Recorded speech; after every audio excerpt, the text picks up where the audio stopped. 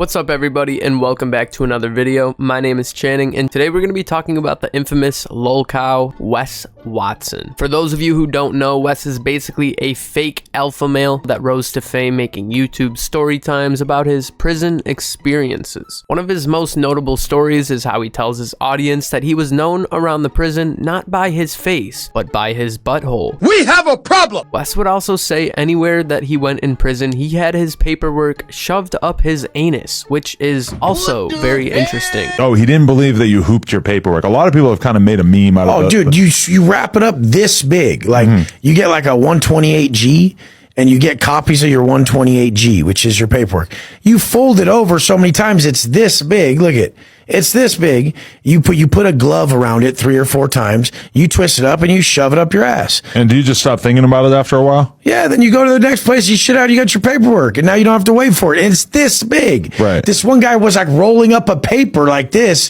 How's he going to put this up his ass? I'm like, dude, are you from Tennessee or what, dog? Now, even though Wes was telling far stretches from the truth, he actually did spend some time in prison, but it turns out that he would get exposed over the years, even lying about the fact that he was in level 4 prison yards, which are notoriously the most dangerous. Obviously, as people began to dissect Wes's past, he'd begin to get backlash, which ultimately made him stop making prison content. So now Wes is basically advertising himself as some sort of life coach where you can pay him thousands upon thousands of dollars to basically get yelled at. According to Wes, quote, "To men, God's work is making men fucking men again." Hey, yo, what is this guy talking about? Pause. Now, similar to his first business endeavors, where he was telling far from the truth prison stories on YouTube, he would also get a lot of backlash for selling this quote-unquote course. Now, the funny thing about Wes is he spends all of his time online responding to trolls, while trying his absolute best to convince naive men into sending him money to fund his lifestyle full of rented cars, houses, and girls. Now, as of late, Wes Watson has been crashing out on social media, voicing his opinions of the trolls that are gadooshing him, and it got so bad to the point where Wes was so fed up he started challenging the trolls to pull up on him to fight. Now, about 3 weeks ago, I made a video talking about an incident that happened where someone actually did pull up on Wes, and there's videos of this altercation, but I can't show the actual fight or this video will get taken down. But long story short, Wes was approached by a black male, as you can see, and while Wes was standing around his butt buddies, almost immediately a verbal argument pops off between Wes and this guy. And after all that, all freaking hell breaks loose because not only did Wes and all of his friends jump this guy, but everyone was also using dumbbells as weapons, and Wes even kicked this guy while he was down in the head so hard it literally could have killed him. According to multiple sources, he had a concussion and a skull fracture. And I'll be honest, it takes a certain type of person to kick somebody when they're already down, and it also takes a certain type of person to jump somebody when you're on social media saying you want to run the ones. Like, brother, this is not running the ones. You absolutely could have just killed this guy. Now, once all of this happened, Wes's butt buddies would be posting the fight all over social media as if they were proud of it. Now, I'm unsure if the actual victim here was the one that pressed charges or if it was somebody at the gym. Honestly, it could have been anyone. But only a few weeks later, this situation would catch up to Wes because just a few days ago, he was arrested on felony battery charges, which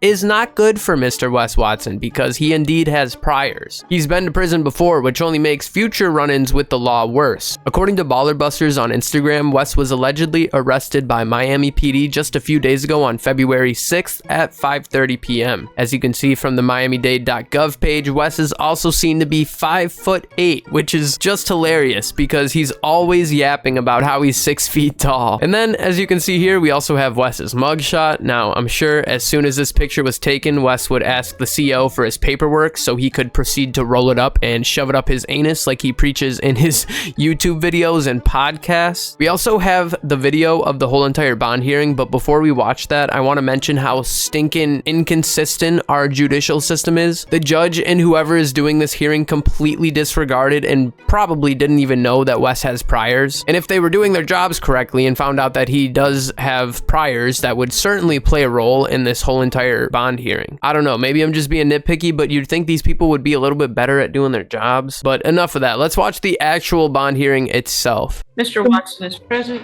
Morning, Mr. Watson. You were arrested for a case from December 29th. The charge is aggravated battery and felony battery. Your attorney is present. Good morning, sir. Counsel, can you announce for the record, please? Of course. Good morning, Your Honor. Michael Gottlieb on behalf of Mr. Watson. Good morning. Have you had a chance to review the arrest affidavit? I have not seen the affidavit, Your Honor. However, I am familiar with the facts and circumstances of the case. This was a fight that happened at Mr. Watson's gym where an individual challenged Mr. Watson to a fight, came into the gym, placed a recording device believed to be a cell phone down to watch him fight Mr. Watson. I believe Mr. Watson has numerous defenses, including stand your ground, self-defense, and consent to this charge. I understand the state's theory. However, this individual came to Mr. Watson for the specific purpose of challenging him in a street fight. And then it says the CCTV shows the victim set up his phone to start recording the interaction between him and the defendant. And it says the victim pushed the defendant. Correct. State. I'm reading it, Your Honor. He struck the victim several times at the weightlifting belt, and then other people join in striking and kicking the victim. Your Honor, I don't see any local or out-of-county priors here. I would defer to the court and just simply ask for the stay-away order. The victim suffered a face fracture, concussion, and 2 black eyes, but it looks like you have a very valid legal argument, Mr. Gottlieb. Thank you, Your Honor. I would ask for an ROR. Well, your order to stay away from Hakeem Ibrahim, the alleged victim. No contact with the victim, either directly, indirectly, in person, in writing, by telephone, or through third parties. And you must stay at least 500 feet away from the victim's home, school, and place of employment at all times. Do you understand the stay away, sir? Yeah. All right. So I understand he went to the gym. He punched him, and then they used the weight. He used the weight belt. You want me to split them both, 2,500 each? I'm not giving an ROR. I understand, Judge. 5,000 is acceptable. Thank you.